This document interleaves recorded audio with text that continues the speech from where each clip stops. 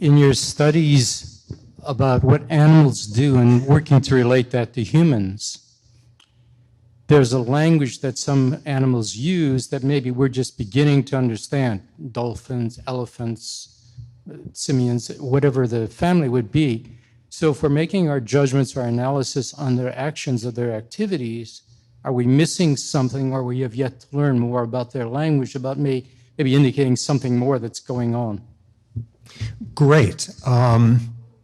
What I would say at this point is what's known about some spectacularly subtle communication systems in other species, ranging from elephants communicating to each other by the vibration from their footsteps to, electric fish that court other electric fish with electric songs, things of that sort.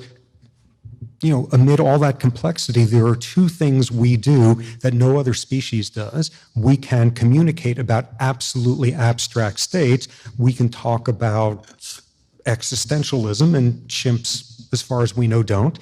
Or we can have the same over-the-top emotional expressions that all sorts of other species have, but we can do that talking about events that occurred 2,000 years ago, or events occurring on the other side of the planet. So we can have far more abstract language, or we can use our most emotional, anger works in us just like in every other species, but in very abstract context. That seems absolutely unique.